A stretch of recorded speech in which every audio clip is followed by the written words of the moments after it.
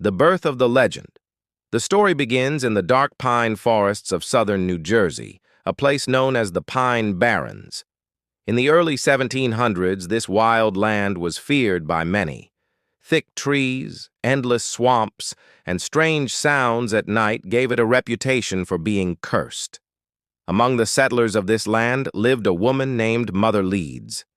She was said to have 12 children already, and when she discovered she was pregnant with her 13th, she cursed the unborn child in frustration. "Let this one be the devil," she reportedly said. According to the tale, when the baby was born, it first appeared normal, but within minutes it began to change. Its body stretched, its skin grew rough, and bat-like wings burst from its back. Its face twisted into something monstrous, with glowing red eyes and a long, horse-like head. It sprouted claws, a forked tail, and began shrieking in a voice no human had ever heard. The creature attacked the midwife and family members in the room.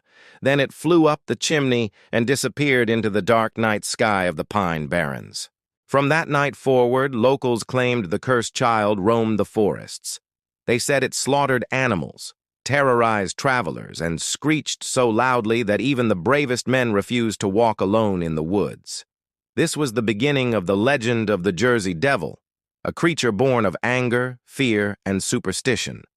But behind this myth, a very different truth was slowly taking shape, one that would connect not to demons, but to a real man named Daniel Leeds. Daniel Leeds and the Seeds of Hatred. To understand how the Jersey Devil legend truly began, we need to step away from the myth of Mother Leeds and look at history. The real story starts with a man named Daniel Leeds. Daniel Leeds arrived in colonial New Jersey in the late 1600s. He was a respected member of the Quakers, a religious group that valued simplicity, peace, and strict moral codes. But Leeds was different.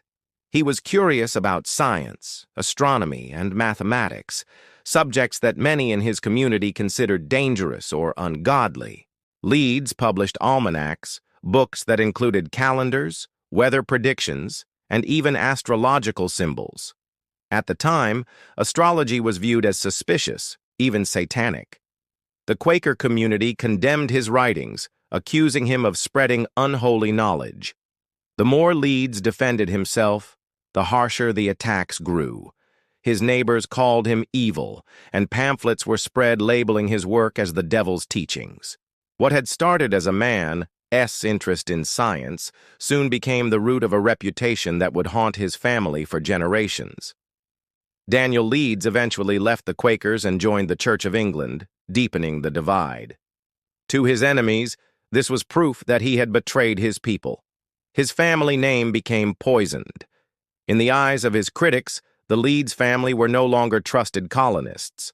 They were outcasts. By the early 1700s, the seeds of hatred had already been planted. The Leeds family crest, which displayed a dragon-like creature, only fueled suspicions. Locals whispered that the Leeds family was tied to dark forces. Over time, these whispers merged with folk tales of monsters in the Pine Barrens, and slowly, Daniel Leeds and his descendants were transformed in the public imagination into something far darker than reality. They were no longer just unpopular neighbors. They were connected to the devil himself. This was the soil in which the Jersey Devil legend grew, the pamphlet wars, and the devil's mark. By the early 1700s, Daniel Leeds had become one of the most controversial men in New Jersey. His writings on astrology and science had already created tension with the Quakers. But things escalated when pamphlets, small booklets that spread ideas quickly, were used to attack him publicly. Quaker leaders printed harsh criticisms of Leeds, calling him a heretic and accusing him of spreading Satan's influence. In response, Daniel Leeds published pamphlets of his own, fiercely defending himself. The battle of words turned bitter. Each side accused the other of lies and corruption. Over time, Leeds was no longer just seen as a stubborn intellectual. He was branded as someone aligned with the devil. His enemies called his writings Satan's work. His name began to carry a dark shadow, and rumors spread that his family was cursed. Adding to the suspicion was the Leeds family crest, which showed a winged, dragon-like figure. To critics, this became proof of their connection to evil. For a deeply religious community, such imagery was not just strange, it was dangerous. By the mid-1700s, the Leeds family reputation was beyond repair. They were painted as villains, and their family name became tied to fear. As stories circulated, the figure on their crest blurred with local tales of monsters in the Pine Barrens. The stage was now set for folklore to merge with history. The Leeds family, once known for books and ideas, had become symbols of darkness in the public imagination. It was only a matter of time before these accusations transformed into the legend of a flesh-and-blood creature. Part 4. Sightings and Fear in the 1800s and 1900s.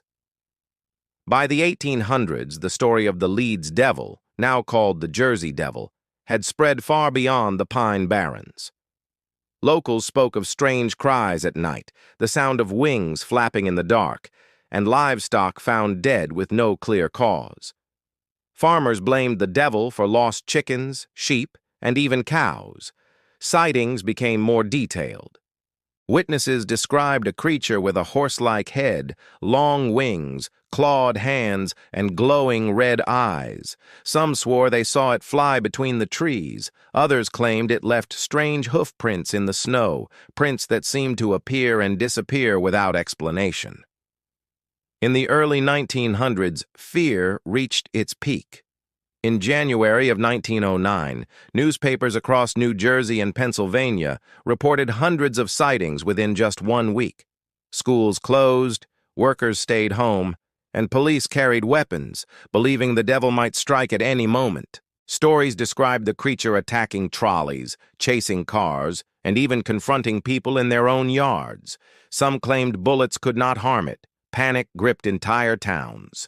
The press called it the Jersey Devil, and the name stuck. What had once been whispers in the woods was now front-page news. The legend became part of popular culture, told in homes, schools, and taverns across the region. The Pine Barrens, once feared for their isolation, became permanently linked to this creature. For many, the devil was no longer just a story. It was real, and it was watching from the shadows. Truth, myth, and survival of the legend. Today, historians look back at the Jersey Devil story and see more than a monster. They see a mixture of folklore, politics, and community fear. The cursed child of Mother Leeds may never have existed. Instead, the roots of the legend trace back to Daniel Leeds and his family, who were targeted, mocked, and branded as evil in a deeply religious society.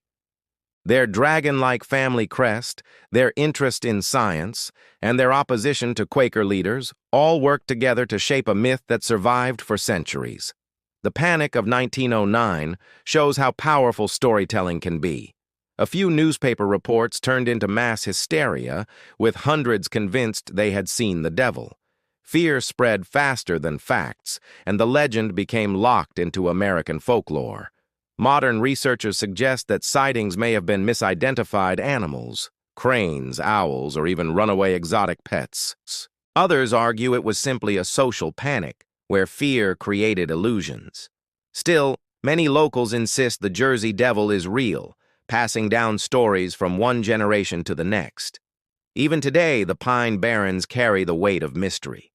Travelers claim to hear strange cries, and some report eerie footprints that cannot be explained. Whether a real creature exists or not, the legend has become larger than life. The Jersey Devil remains a symbol of how fear, rumor, and history can combine to create something unforgettable.